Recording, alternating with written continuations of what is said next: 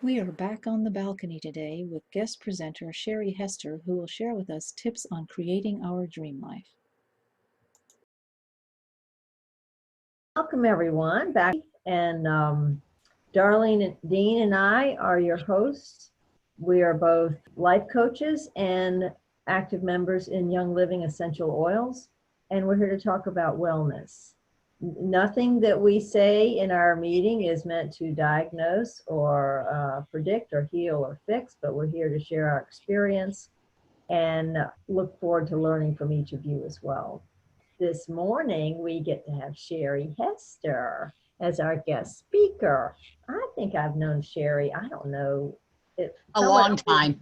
a long time, maybe a couple of decades, but more closely since we both became members with Young Living about, we'll say 10 years ago. Many facets of Sherry Hester. What I think about Sherry is a lifetime is that Sherry has, sounds like through her life, she has identified things that she wants and she goes after them like with great tenacity and loyalty, hangs in there. And she also deeply values friendship, community. She's been a wonderful friend to me. And she also is of great service and compassion. So I'm really eager to hear what Sherry has to share with us today. Go for it, Sherry. You got the floor. And I'm going to mute a few of you here just in case there's any background noise while she's talking. Okay, go ahead. You're muted, Sherry.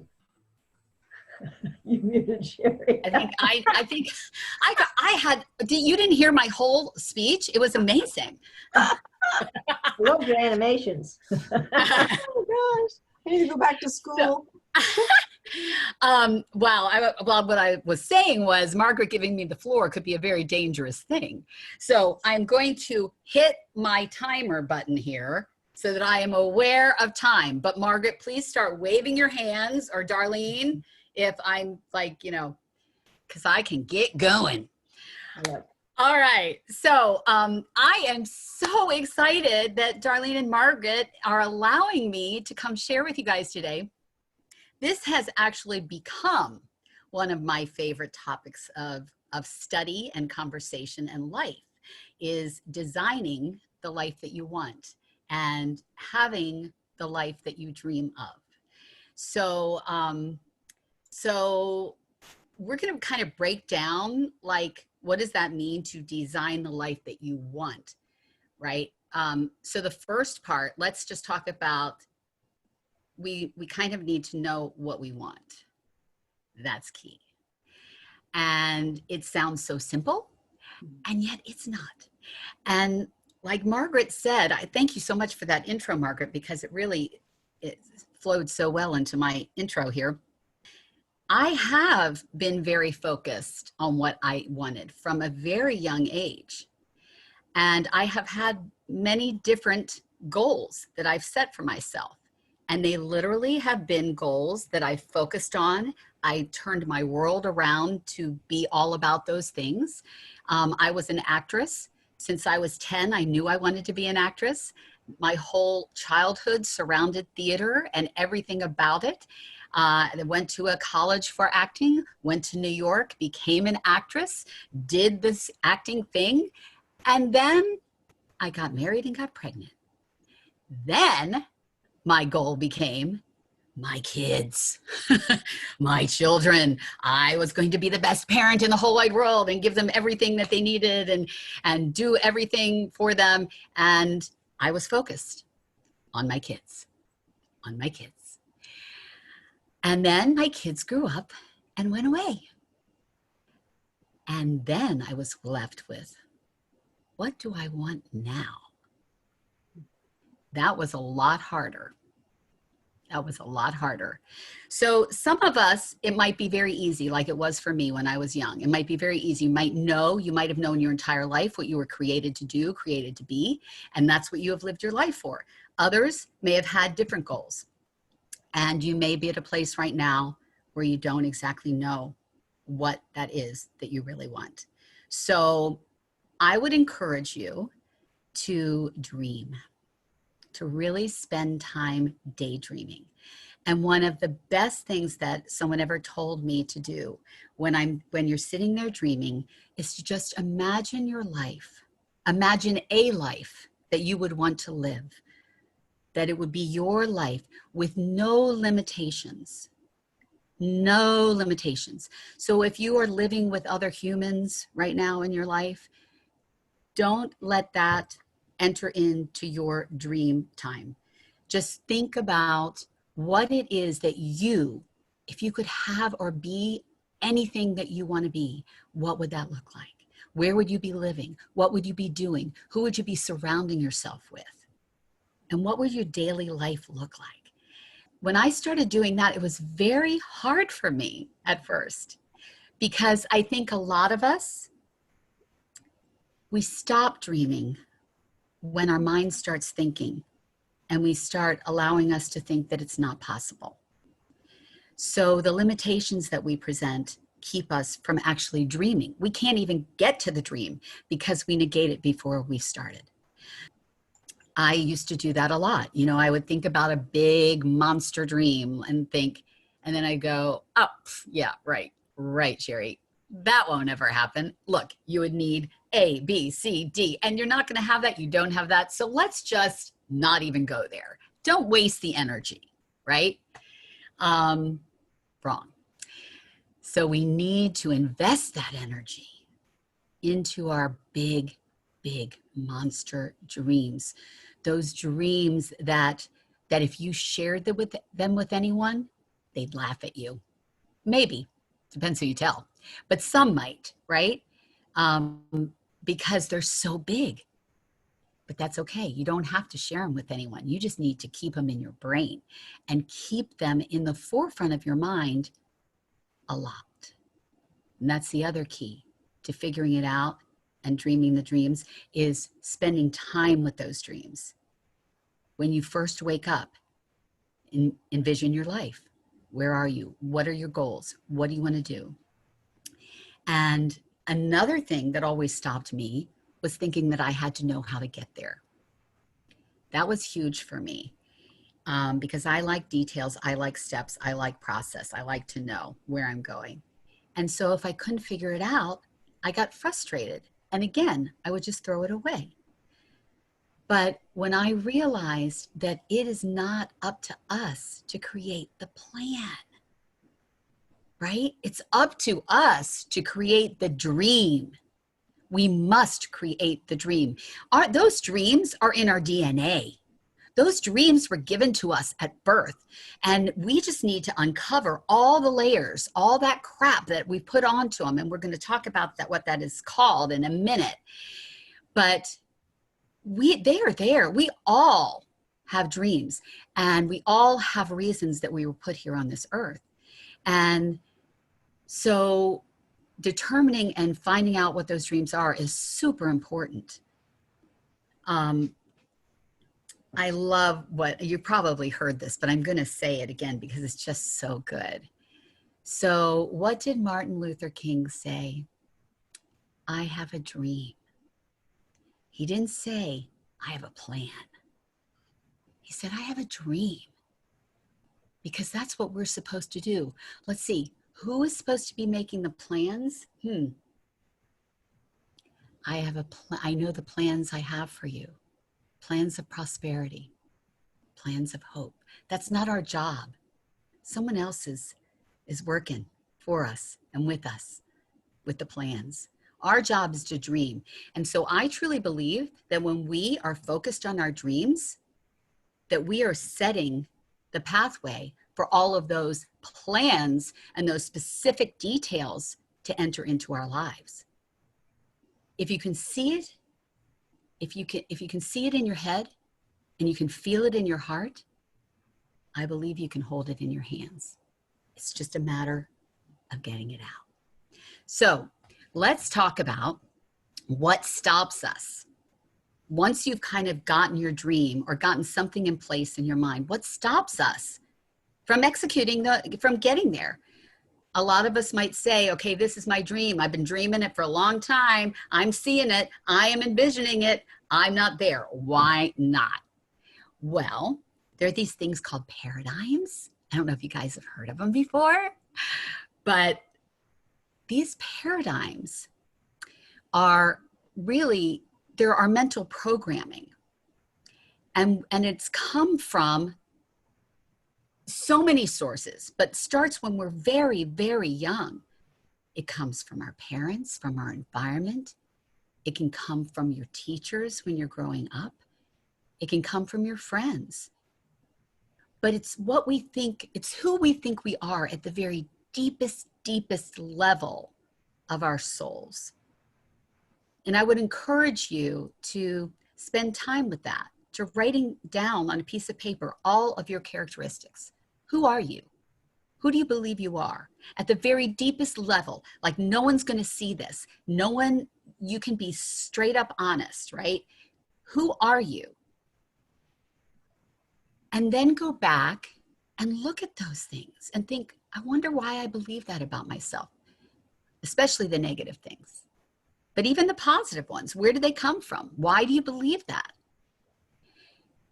And you know what, those paradigms, they are usually other people's thoughts. So we need to just change those paradigms. So many times, I know we've all experienced this, like a teacher will tell you in second grade that you can't read, right? You can't read, you're horrible at reading. And you wonder why for the rest of your life you've struggled with reading. It's been put in there. You might not even be aware of it. So awareness is a huge part of this process too. Becoming aware of what we allow to enter into our mind. Oh man, okay, so that's another talk. But the mind is so, so powerful. Your paradigm has to change before you can change. And you have to change before your results can change. I could have shared my screen with this one thing, but I like Bob Proctor, who I do follow a lot. I am coached by Melissa Pepping. I have a coach, and she is coached by Bob Proctor. So we do a lot of Bob Proctor. He has this thing called the stick man that we talk about a lot. And the stick man divides, this is your head, this is your brain, okay? This is your head. And it's really divided into two portions, right? Our conscious mind and our subconscious mind. And our conscious mind is just, we have a choice. We have a choice. It's everything that comes into our brain, everything that comes in. And we have a choice with our conscious mind to accept or reject it. If someone tells me today that I look like I'm really tired, you know, oh man, you look tired. You don't have any energy, do you? And I can accept that. I can go, oh yeah, I look tired. I don't have any, you're right. Wow. Then, or I could reject it and I could just be like, that's interesting. I don't feel tired. Okay. I must look tired to you, but that's, you know, but once we accept it, then it goes into the subconscious mind. Our subconscious mind is our belief. And that's where our paradigms lie, right? And that's associated with our feelings. Once we emotionalize with our thought, it becomes real. But guess, and our subconscious mind doesn't have any choice. So whatever we choose, if someone tells me I look tired and I look like I don't have any energy, and then I start emotionalizing with it, then it becomes real. And then I feel really tired and I don't have any energy for the rest of the day. Because that's what, but if I don't accept it and I reject that thought up here before it enters in here and I don't emotionalize with it, and I'm just like, wow, well, you know, maybe I need to put on a little more concealer tomorrow or something because I'm just feeling good. I don't know what you're seeing, but oh well. Then I just move on, right? And then the last, we could do a whole talk on this, but then the last part of it is in your little body is that's your results. That's what we do. Those are the actions we take, okay? So it all starts up here. And then out here are your results. This is the action, and out here are your results. So if you don't like the results that you're getting, look backwards. Do the stick man backwards, as we like to say. So you don't like your results. Well, what actions did I take to get here? What actions did I not take that maybe I could have taken? Or if you felt like you did everything right, you took all the right actions, you did everything you're supposed to do, then go back here. What was I emotionalizing with? This happens so often to us. I'll give you a really, really good example. I am a Young Living distributor. I hold classes, I teach, right? So how often have I gotten really excited about a class, right? Externally, up here, I'm like, oh yeah, I'm doing this class. I'm so excited. I'm so excited. But I wonder if anyone will show up. No one's going to come. Who's going to come? Who wants to come hear me talk? Oh, but I'm really, really excited. And I'm saying to myself, oh, I'm really excited. I can't wait for this class. And then inside I'm going, no one's going to come. I don't even know anybody. Who am I going to invite? Right?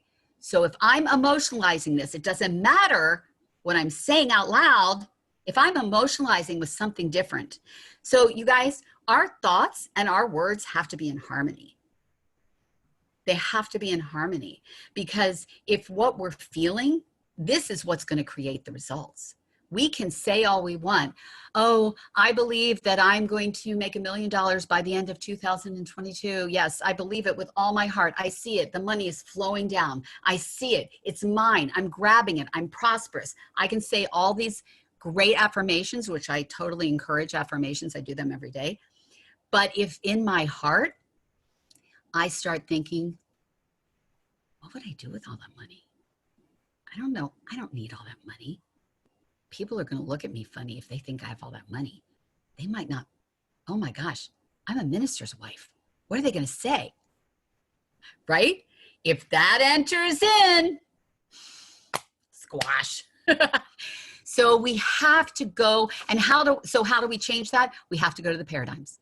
We have to go to our paradigms, think about where we got these thoughts from, where we got these beliefs from ourselves, and change them. So how do we change them? All right, for me, there's a lot of different ways. I truly believe that we are all spiritual beings.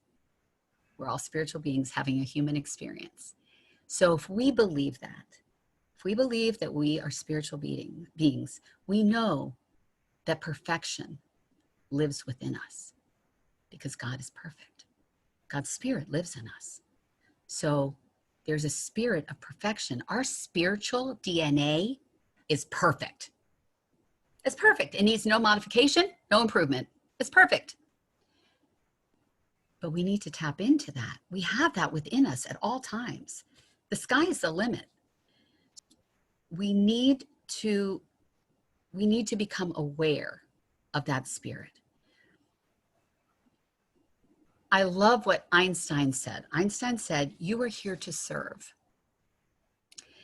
And if you are here to serve, you want to give the best of yourself in everything that you do. So if we're going to do that, we have to know how to be our best. And how to be our best is how we're going to get our goals. Oh, the time is just flying. Oh man, I just looked at my timer. It's about to go off. I haven't even gone to the second page. Okay, so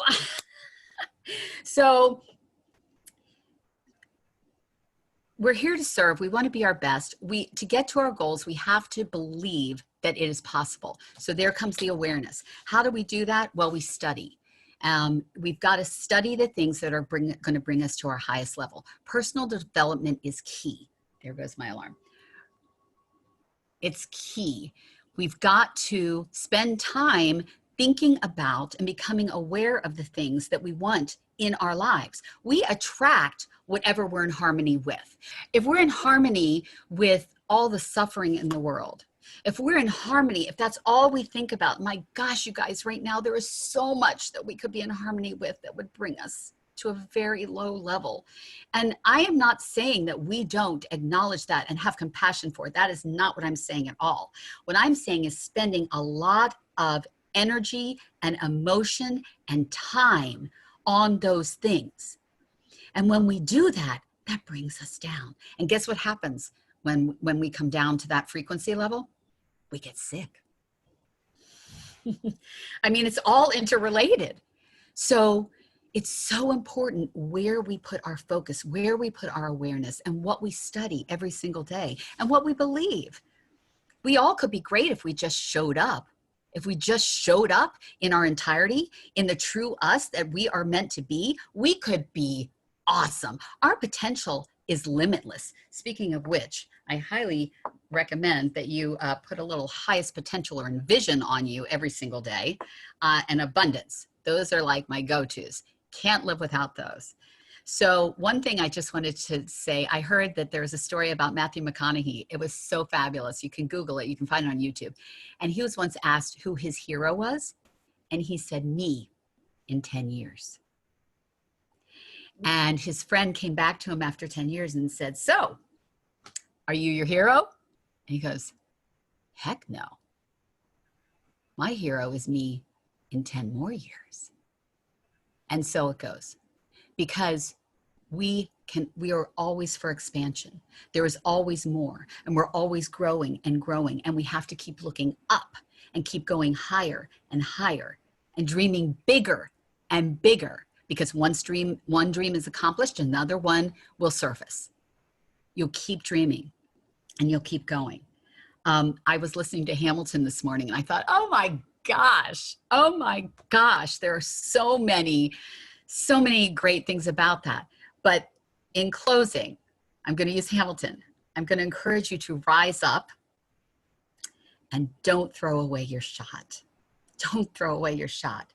We can either be observers and be watching what's going on around us, or we can be participants and take action and participate.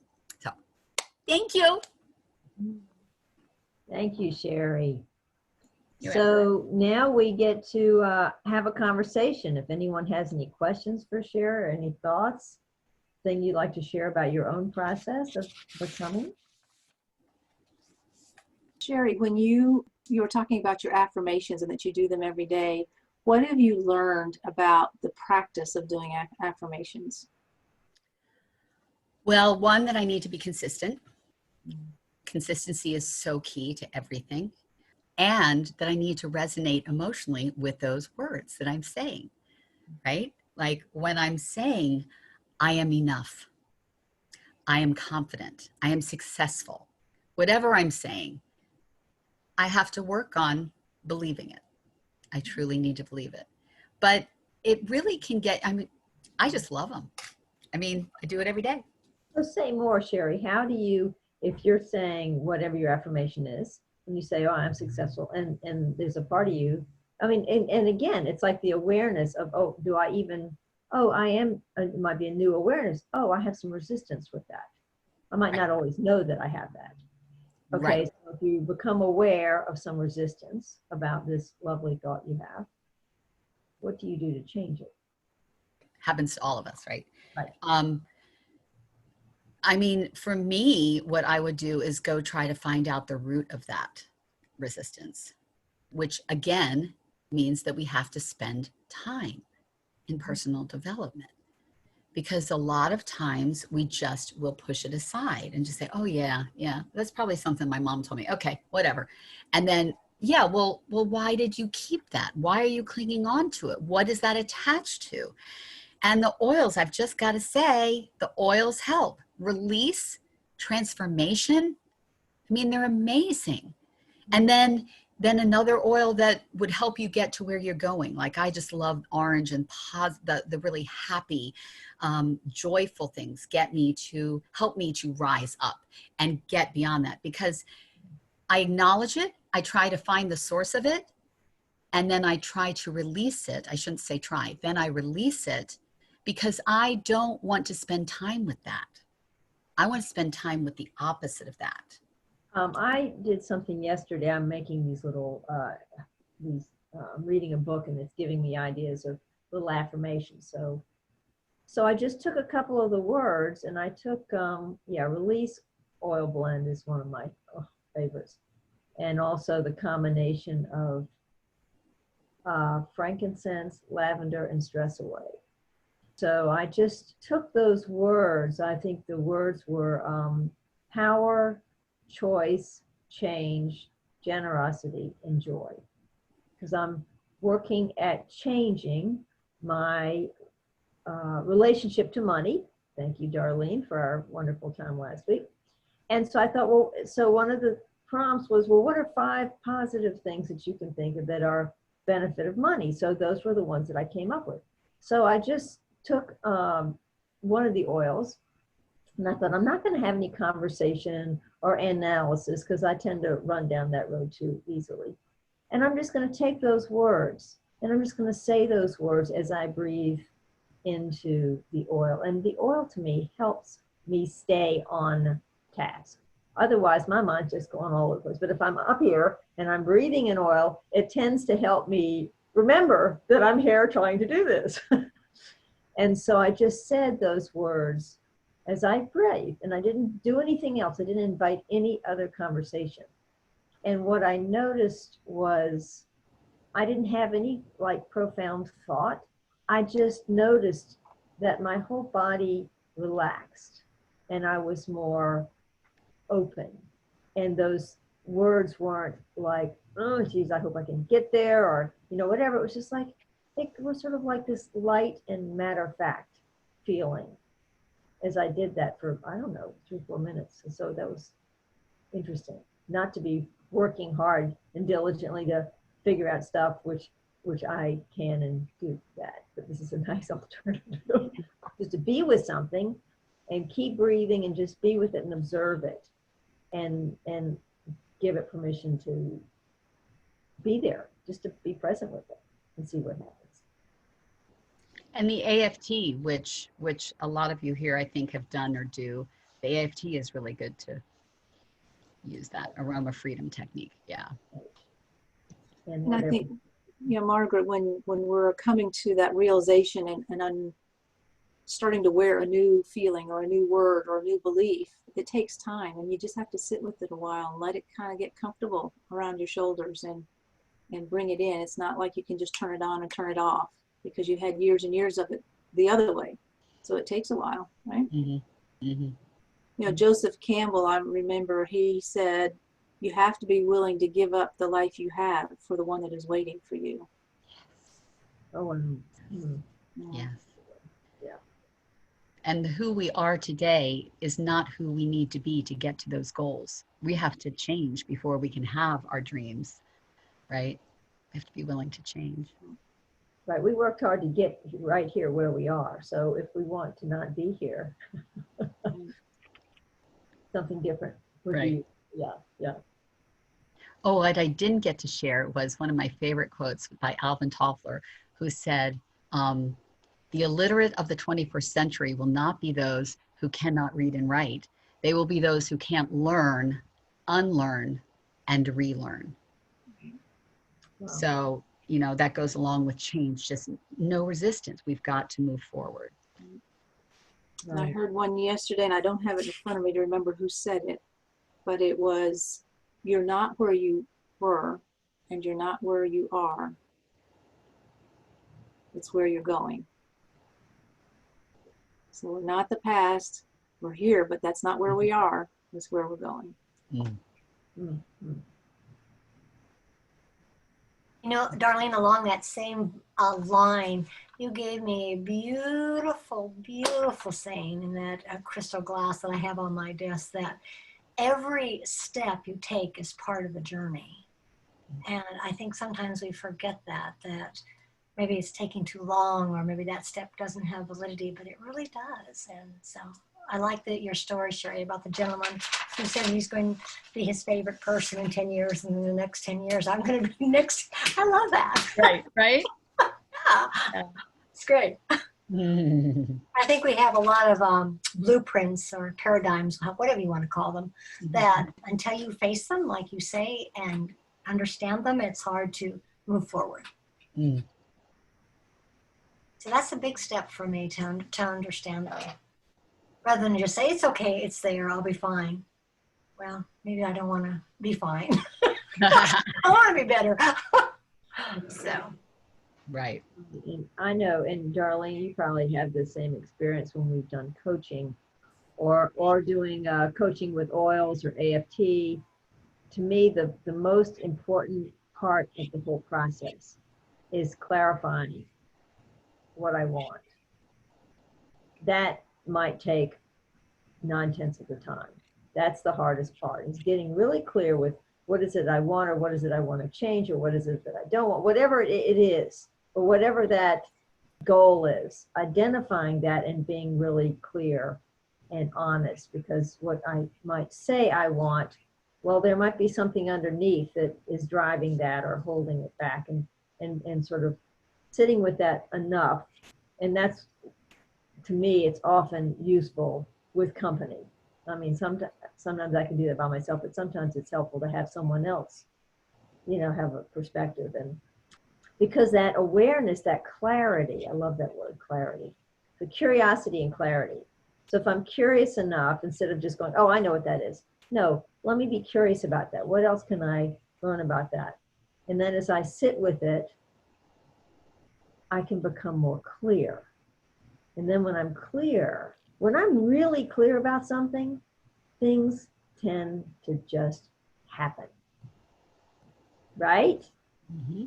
They just, I'm reminding myself of that in this moment. I think, oh, I'm working so hard to make something. It's like, no. All I need to do is get clear.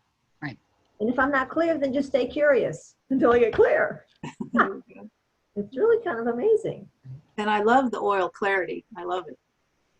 Yeah.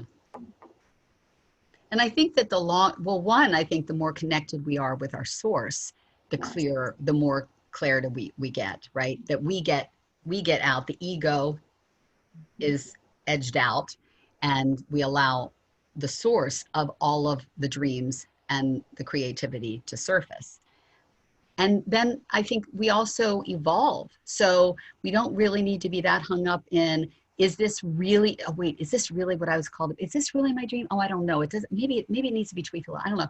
We can find something for today that feels good and just give into that, and then see what else emerges from that. So I think that it can change. It's an evolution, right? From day to day. Mm. From day to day. Mm. Yeah. Did you want to say more, Janet? Pardon? Did you want to say any more about that? Or did you? Well, it really is kind of about finding your best feel-good spot, I suppose. And I kind of think of us as biocomputers, living computers, and we're programmed. And we're programmed by every experience that we have. And from the time before we're born, actually, when the egg and sperm unite, until we're about 7 years old, we're in a deep hypnosis state. And we are like SpongeBob SquarePants, absorbing the energy field with all the paradigms and all the templates that we are born into. Like the environment that I was born into is very different from what probably you all are born into, or the children of today are born into. And those become our paradigms, our belief systems that run our lives, and the action that we see is our behavior. So you have to get in there and change those belief systems. And that way we change the behavior. And oils do that. Some oils do that. And there are some other things that do like Psych K. Have you heard of Psych K? Yeah. Psych K is a psychological process that you can go in and shift those things that are causing your behavior that you may not be too happy with. So. Right. Thank you. And I think, Sherry, this time of slowing down has been a real blessing for so many of us. It may be bringing up a lot of things that people don't want to bring up because they're having time now to think about it. And it's causing some dis-ease, some unease.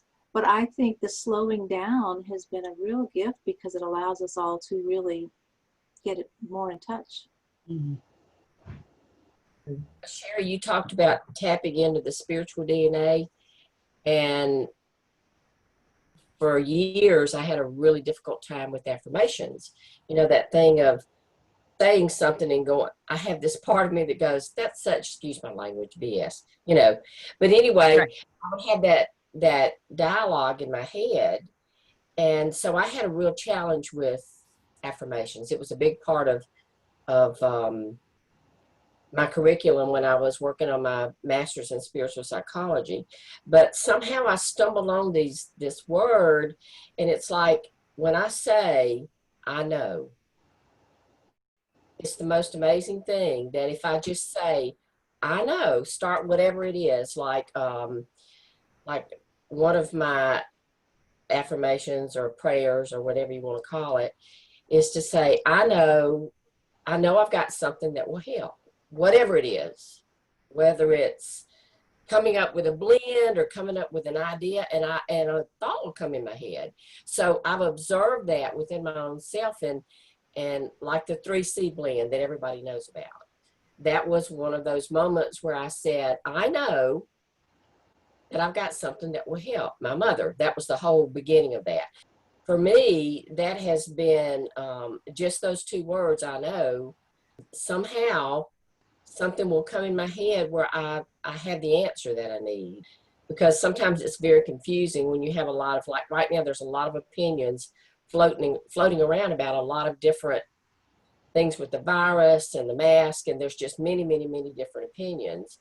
For me, it's like now I've moved into that place where I know what I need to do for me. I know what I need to do for me. I just know, because when I say that, I do. So to me, that's kind of like what you were saying, being able to tap into that spiritual DNA, because we all have that within us, that God spark, that whatever that is that created us, whatever you want to call it. That's just what I've observed in my own life, that when I say I know, I do somehow. So I just want to share that. I love that. That's kind of like asking and receiving. Right? You ask and you receive. I appreciate you saying that, Sue, because it's a good reminder. I think it's a default thing of mine. When something happens, I'll think, oh my gosh, I don't know what to do with this. Well, maybe I do, right? Maybe I do, and I just don't know that I do. But if I just say, I know, I mean, I seem to be losing keys and losing things a lot. And what I've practiced, and I can do it with keys better, or lost things better than I can some other stuff, I guess. But I guess because I've had so much practice, and I'll just stop in the house, and I'll actually stop and go, okay. And I'll wait to see if I feel the energy of the, I know that sounds ridiculous, but thinking doesn't help me find things. And my memory isn't good enough. So I'll just stand here and go, does it feel like it's in here? But the thing is that I wait, and instead of going into panic and I don't know, and oh my God, oh I don't know, it's like there's this, I don't say maybe I know, but it is that attitude of, it's going to show up. Mm-hmm. Where is it? And so that whole, for me, that using those words gives me permission to know something, Right. Instead of freezing up and, going into a tailspin. Because it changes the brain chemicals. It literally changes our brain chemicals when we move into the place of I know instead of I don't know. And another way of looking at it, I think, is really kind of cool. Carolyn Mace talked about it when she said that there is an angel for everything. There's an angel for every blade of grass, and it bends over the grass and it says, grow, grow. So it's like if there's an angel for everything, then all I have to do is, like Janet said, ask that angel. And I do that a lot. I just figure I've got an angel for every little thing, and I'll go, okay, the help is there. I just have to ask for it. So that's another way of looking at it, is to call on the angels, which is kind of fun. It's a fun thing to do. And whatever that energy is, I think that it's definitely there for our loving support. I think it's there to help us in every moment. So, but we have to ask. That's where our free will comes in. So, Yeah. Anyone else? Francis, Norma's waving. Are you waving, Norma? waving? Oh, Unmute she's waving. yourself. I couldn't find the unmute button. Sorry. Oh. This whole thing of affirmations is new to me, and it still feels a bit awkward. I'll be very honest. But I'm getting there. And so the affirmations, these are the 3 that I say to myself all the time. And I had read or heard somewhere that affirmations need to be in the present tense. So that was like, okay. So the ones that I'm working on now, and I just string them all together. I am healing. I am safe. I am loved. And I wake up with it and I go to bed with it. And in the midst of the day, sometimes I'll just say those to myself. I'm in this huge personal development study right now, and sometimes it can be very overwhelming. I'm doing the reading, but then it's the reflecting and listening. The oils are helping. So I'm just very thankful that all of this has kind of come together at this point of the great pause. As Erica Young said, one of her people said, because I can't go out. I don't need to go out. I can go out, but it's not like I'm going out anywhere. And so I'm just working on me, listening right now, and loving this little 11 o'clock thing on Tuesday morning. So thank you all. Thank you for coming. Thanks, Norma. Well, I too say affirmations every single morning, along with my gratitude list and my choices, not a to-do list, but my choices for the day. I choose to do things for the day. And with my affirmations, I make it as it has happened, not just present tense, but like I am healthy. I am well. I am happy. I am healthy. I am holy. You know, just keep it right there as if, and then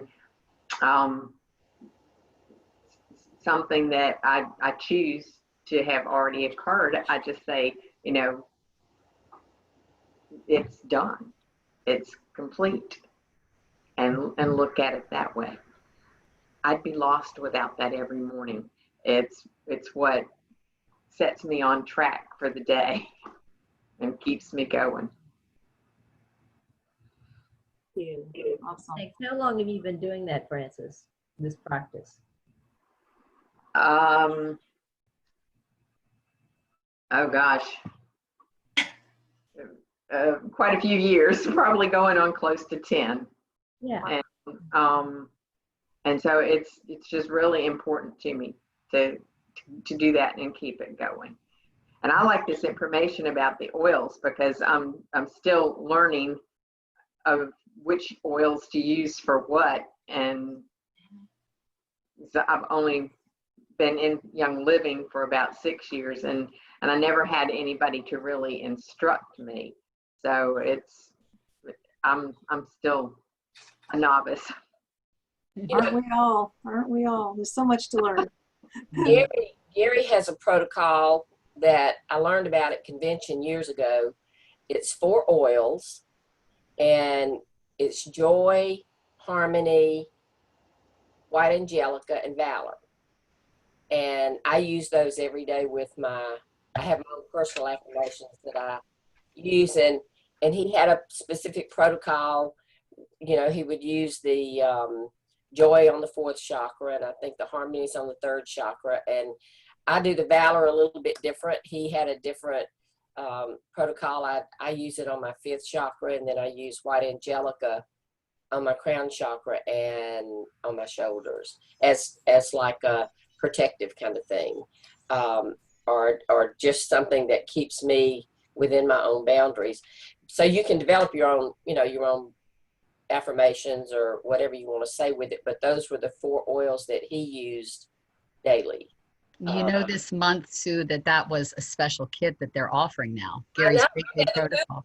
Isn't that amazing? I don't know if it's still in stock. I was trying to see if it was still in stock because it was a What's New Wednesday thing. But I was like, oh my gosh, the Great Day Protocol has a kit now. Wow. Well, I use Valor on my feet for grounding and balance, and I use my abundance on my back to remind me I am always supported, because that low back is the emotional connection, is feeling supported.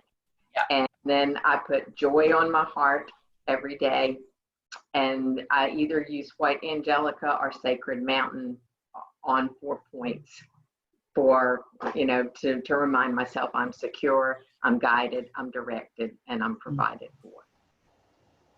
Oh, I wanted to add to those wonderful affirmations. It's called 15 minutes of yoga in the morning, cup of tea of yoga. And at the end, it always says, make an intention for the day. And that's very grounding to me. So I focus on that. So making that intention, I kind of add to those affirmations. It's been helpful. oh, thank you. That's basically what my choices are, rather than intention, because intention leaves it open to do or not to do it.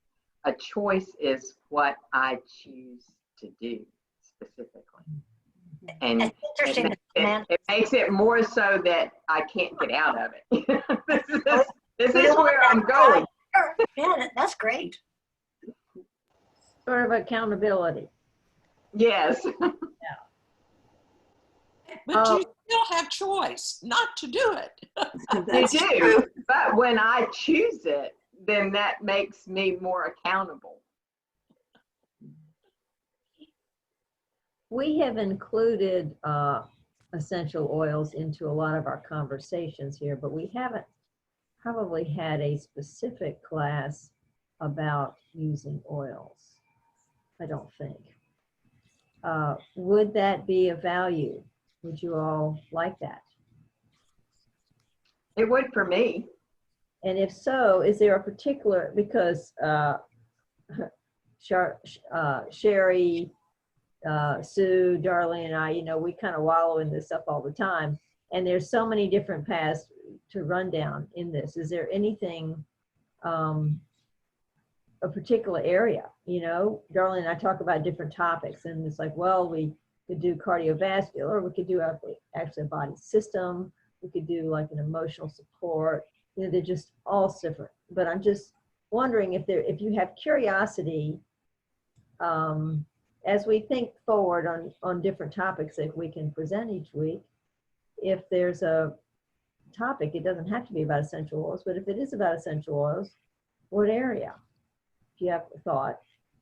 Nothing specific. It's, it's kind of like there's so many different ones for all the different things. Like I was looking for something for the lymphatic system the other day, and there were, it's just a whole string in the big book, and I'm going, okay, I'll just go with the first one because maybe that's the one that's best for me.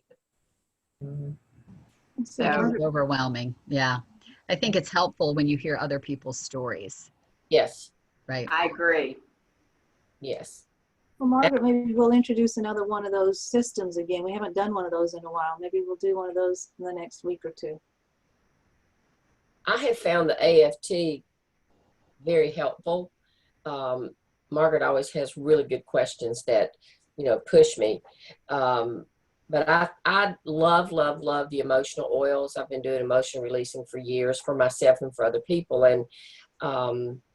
And that really is the root of everything. I think that until we get to whatever that emotional thing is, it's not easy to move past that and to heal the physical. So, that's just what I love. I love, mucking around in that emotional stuff and really poking at it and figuring out, what is it that keeps me from anything that I desire? What is it that keeps me from that? And, the oils, like I've had some pretty profound awarenesses using the stress away, the frankincense and the lavender, and, surprising things that have come up, and I'm going, whoa, where'd that come from? It's just amazing to me how they work. And so I would love to hear more on that. I really enjoy that.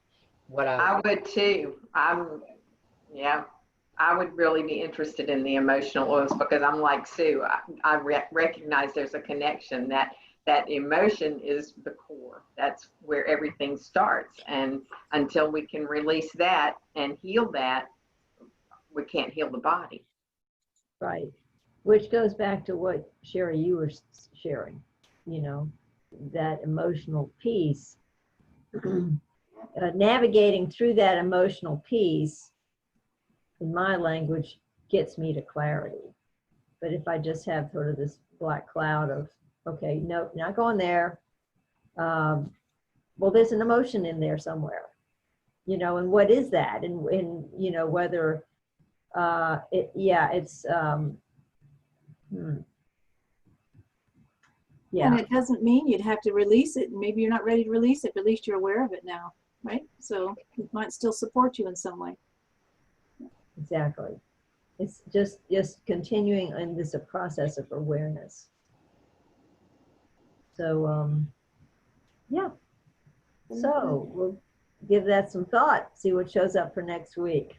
Thank you for your input. Peggy, we haven't heard from you today. Did you want to say anything?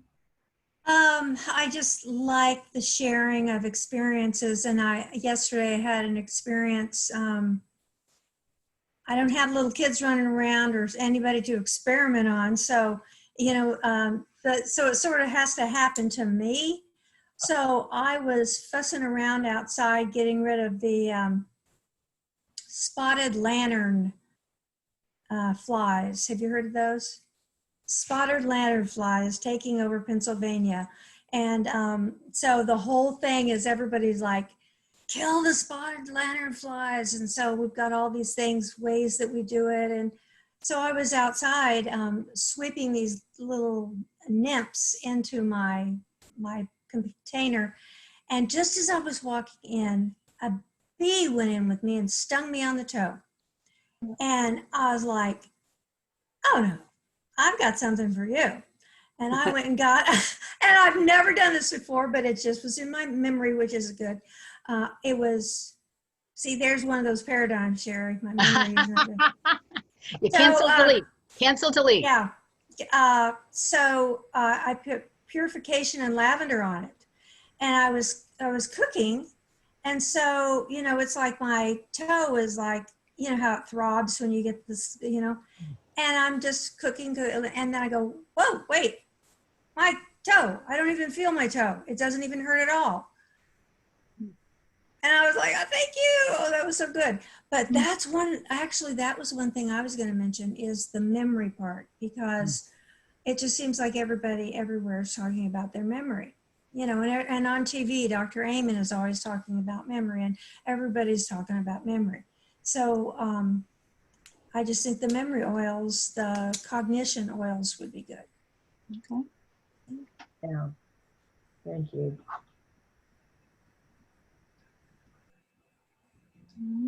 Carolyn Guilford, I want to recognize that you came in. We're happy to have you. We can't see or hear you, but glad you're here. Thank you. I was so late. I had an earlier meeting and I didn't want to disturb when I came in, but I did want to get in. And hopefully next week I can be on time. Well, we're glad to have you. And you'll get the recording, so whatever you missed, you can go back and do the replay. I'll do that. Thank you so much. Mm-hmm. And whoever user is with no face or voice. That's me. It's Keller. Oh, it's Keller. Oh, Keller, I need to ask you something. Well, I'll FaceTime. I'll Facebook you. Okay. okay. Yeah, I'm surprised it is showing up that way, but I was going to echo and Sherry's idea that everything is about the emotions, and I've been really grateful to face those emotions this week, and I find out that it's the experience of the emotion that is terrifying. It's not what actually happened. I realized that I was not supported in a major panic disorder when I was 21 years old.